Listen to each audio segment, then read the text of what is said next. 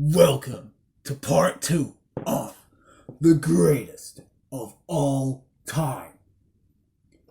Now, I've already talked about the greatest sequels. That was many seasons ago.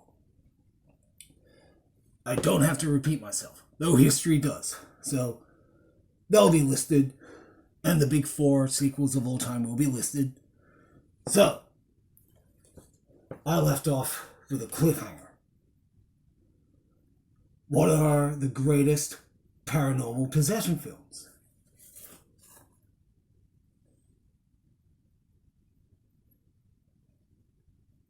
You won't have any without this. It's still effective today.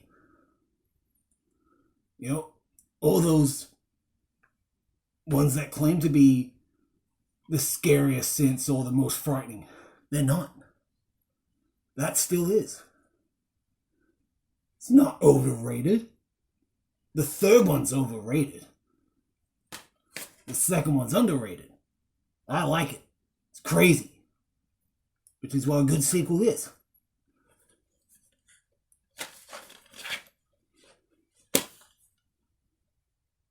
Can't have paranormal possession without the Amityville Horror. The most known story. Sure, it's got many crap entries. Only the first, second, and third are good. But yeah. Amityville. Tragedy. What happened there? Best-selling book. Successful film. The biggest horror franchise ever. The Conjuring stuffed that up because there's so many cases and items you could make a movie about. All they did was talk about Annabelle. Well, she's nothing. Chucky did it better. Heck, Robert the Doll, where's his film? He did it better than Annabelle. Stuff that bitch. Tiffany's better than Annabelle. The Shadow Doll is better than Annabelle. The Sandy Hook Satanic Idol is better than Annabelle. Even the Chaos Staff is better than Annabelle.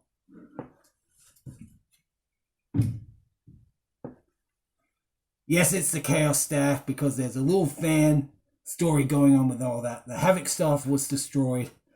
Chaos Staff came about. It's stronger and better. See how chaotic and action-packed the greatest of all time is? Action-packed, chaos, Die Hard. It's a Christmas movie. Yeah. So, we're talking about paranormal possessions. Poltergeist. Good follow-up. The third one's very sad. Not very good. The remake is awful, but yeah. This is awesome. Still got some good scares. Still got some good scares in it. Lovely music. And this is a gem. But it's a great one. The Entity. There was a case, there was a book, there's a movie. That happens all the time with these. You know, Poltergeist wasn't based on a case or book. But Exorcist, Amityville, and Entity were. There was a case, book, and film. So will Poltergeist not really be part of the big 4? Because it didn't have a case or book? Well, technically, it was built on a burial ground. Many Stephen King books have places buried on that, so bam, there it is. So there's your big 4 paranormal possessions. And they're still the best. They're still frightening. Better than your Hereditary, your Lights Out, your Midsummer, your It Follows, your Conjuring, your Babadook, all that shit.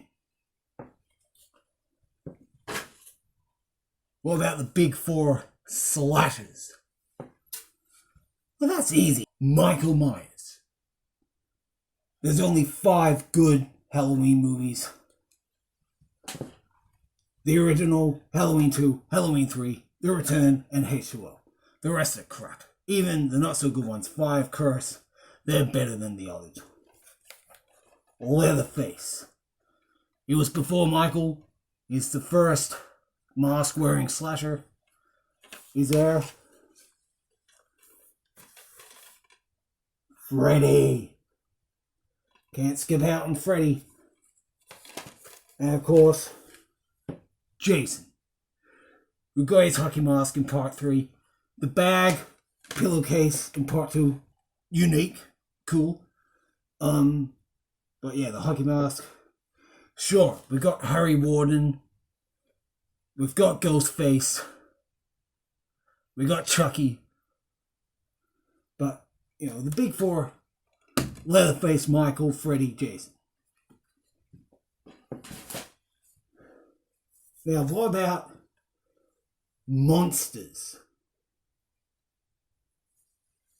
Well, the original monster,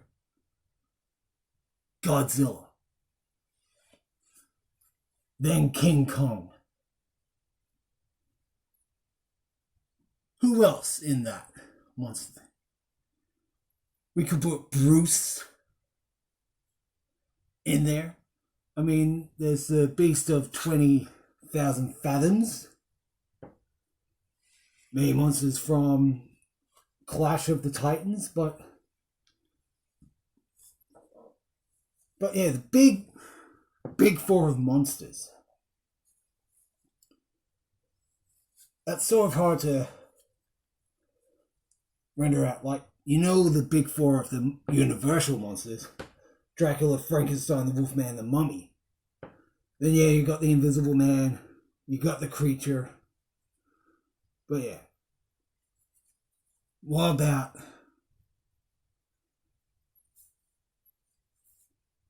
the Xenomorph, the Terminator, Predator, and RoboCop?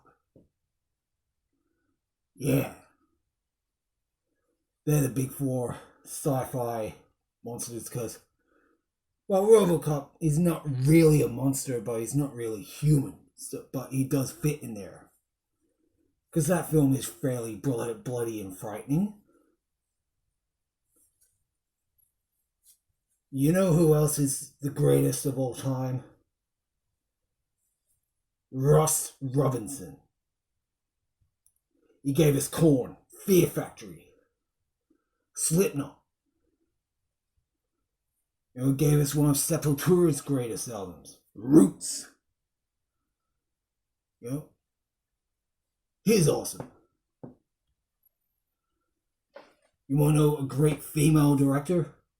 Catherine Bigelow. Got The Hurt Locker, Point Break. Yeah, she's done a number of other good films. Some okay. But yeah. But I still stand on what I said, what's being stated. And I could go on, but do you really want a part 3? You know, I can get Metallica, Megadeth, Anthrax, and Slayer out the way. They're the big 4 thrash. You know, big 4 nu metal. Well, Korn, Limp Bizkit, Slipknot. No, not really, because their genre's changed.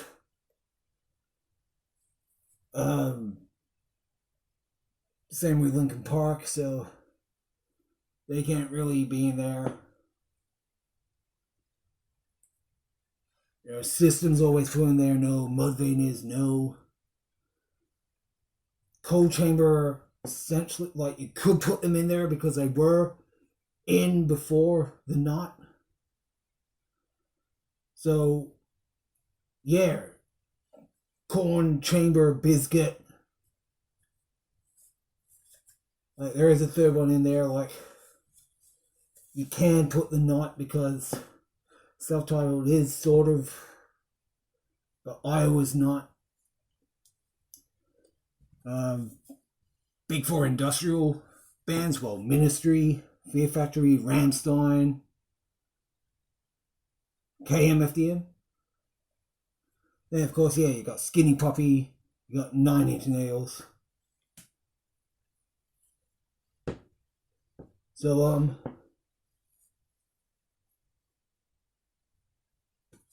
you like games, right? Well, Atari 2600, the NES, Sega Mega Drive, and oh, I don't know, but of course you had the Super Nintendo, the Sega Genesis, PlayStation, Nintendo 64, oh, the Game Boy, even.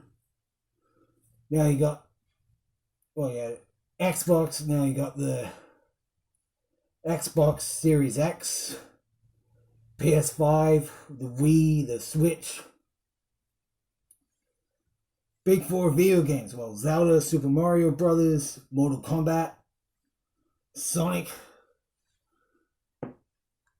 The Wii lingering on. You getting bored. Board games, Monopoly, Operation, Battleship, Chess.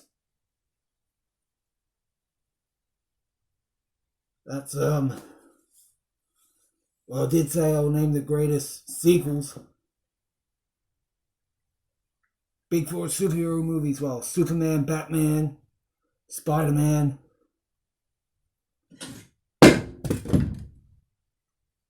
I'm done. See you later.